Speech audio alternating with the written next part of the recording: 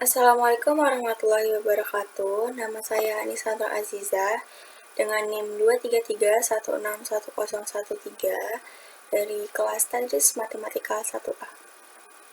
Di video kali ini saya akan menjelaskan mengenai asbabun nuzul guna untuk memenuhi tugas ujian tengah semester mata kuliah Al-Quran.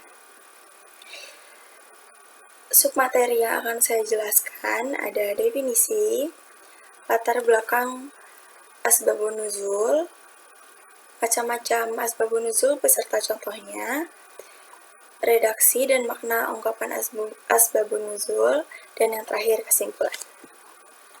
Oke, penjelasan pertama definisi. Secara etimologi, asbab an-nuzul adalah sebab-sebab yang melatar belakangi terjadinya sesuatu. Secara terminologi, ada banyak pengertian yang dirumuskan oleh para ulama, di antaranya Az-Zarqani, As-Sabuni, Subhi, Sholih, Mana al-Qatan. Menurut Az-Zarqani, asbab an-nuzul adalah hal khusus atau sesuatu yang terjadi serta hubungan dengan turunnya ayat Al-Quran yang berfungsi sebagai penjelas hukum pada saat peristiwa itu terjadi.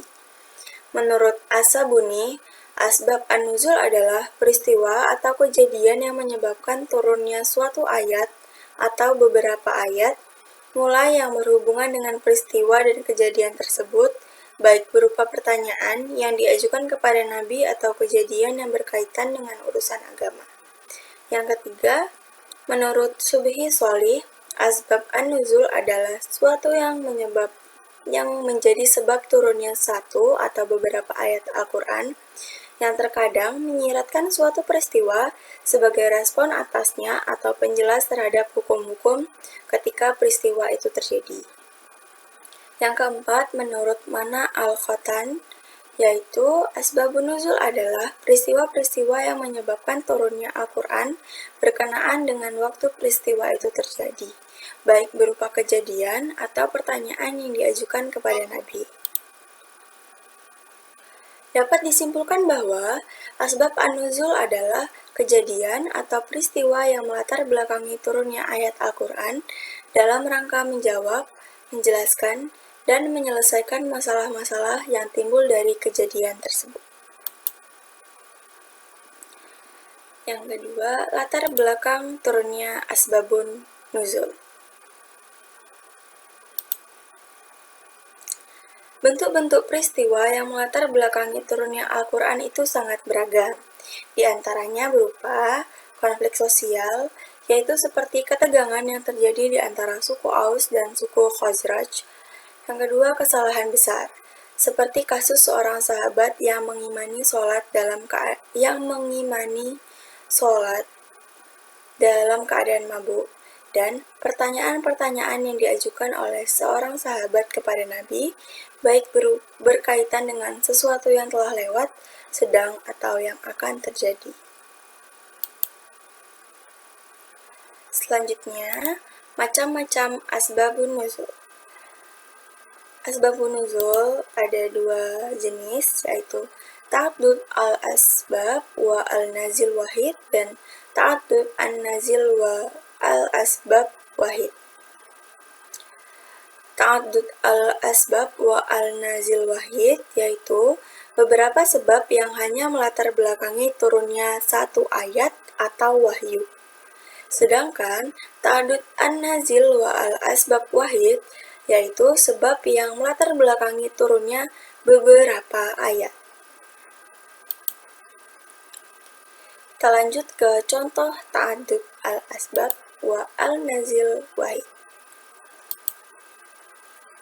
Contohnya yaitu misalnya turunnya Quran surah Al-Ikhlas ayat 1-4 yang berbunyi Bismillahirrahmanirrahim. Qul huwallahu ahad, Allahus samad, lam yalid wa lam yulad wa lam yakul lahu kufuwan ahad. Artinya, katakanlah, dialah Allah yang Maha Esa, Allah adalah Tuhan yang bergantung kepadanya segala sesuatu, tiada berada beranak dan tiada pula diperanakan. dan tiada seorang pun yang setara dengan Dia.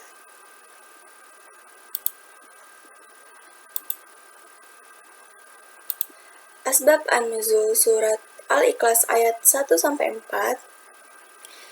dikutip dari Ibnu Katsir yang mengutip riwayat Imam Ahmad dari Ubay bin Ka'ab mengenai asbab an-nuzul surat Al-Ikhlas, bahwa ada orang-orang musyrik yang berkata kepada Nabi SAW, "Hai Muhammad, gambarkanlah kepada kami tentang Tuhanmu."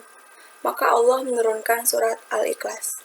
Riwayat lain menyebutkan, ada orang yang Badui yang datang kepada Rasulullah SAW. Ia bertanya, "Gambarkanlah kepada kami tentang Tuhanmu." Maka turunlah surat ini. Kita masuk ke contoh ta'adud an-nazil wa al-asbab wahid. Contohnya terdapat pada Quran Surah Ad-Dukhan, Quran Surah ke-44 ayat 10, 15, dan 16 yang berbunyi, Bismillahirrahmanirrahim, Fa'arataqib yawma ta'tis sama'u bidughanin mubin. Artinya, maka tunggulah hari ketika langit membawa kabut yang nyata. Inna khasiful azabil qalila innakum abidun. Artinya, sesungguhnya, kalau kami akan melenyapkan sisaan itu, agak sedikit sesungguhnya kamu akan kembali atau ingkar. Yauma nabtisul batsatal kubra inna muntakimun. Artinya, ingatlah hari ketika kami menghantam mereka dengan hantaman yang keras. Sesungguhnya, kami memberi balasan. Ini merupakan contoh ta'adud an-nazil wa al-asbab wahid.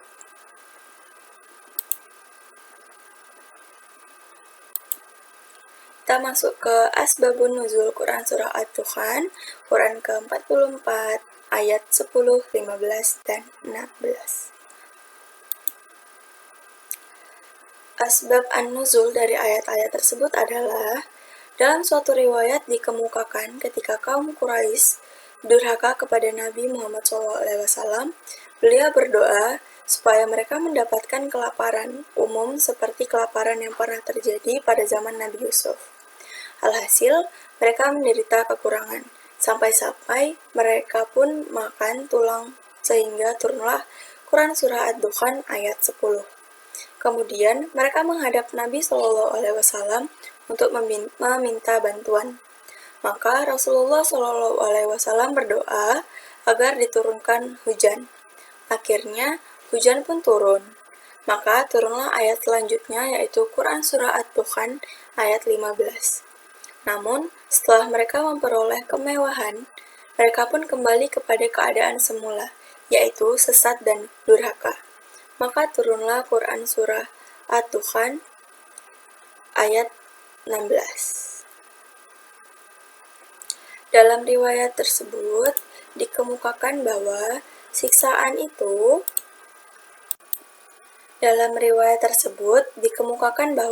siksaan itu akan turun di waktu Perang Badar. Selanjutnya, redaksi dan makna ungkapan asbabun nuzul. Ungkapan-ungkapan itu secara garis besar dikelompokkan dalam dua kategori, yaitu sharih atau jelas, dapat berupa ungkapan sebagai berikut, yaitu sebab turun ayat ini adalah sebab terjadi, maka turunlah ayat. Rasulullah SAW pernah ditanya tentang, maka turunlah ayat. Yang kedua, muhtamil, atau masih kemungkinan atau belum pasti. Dapat berupa ungkapan sebagai berikut, yaitu ayat ini diturunkan berkenaan dengan, saya kira ayat ini diturunkan berkenaan dengan, dan saya kira ayat ini tidak diturunkan kecuali berkenaan dengan.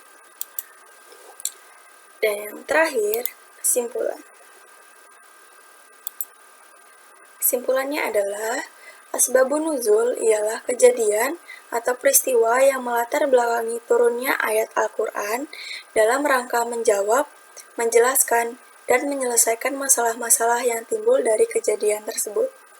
Asbab an-nuzul dapat dibagi kepada ta'addud al-asbab wa al-nazil wahid dan ta'addud an-nazil wa asbab wahid.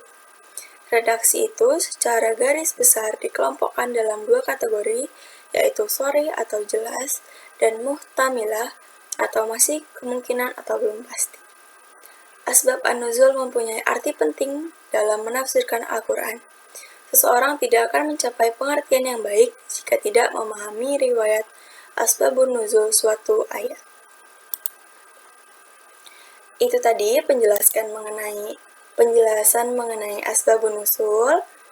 Apabila ada kesalahan, mohon dimaafkan. Wabillahi taufiq wal hidayah. Wassalamualaikum warahmatullahi wabarakatuh.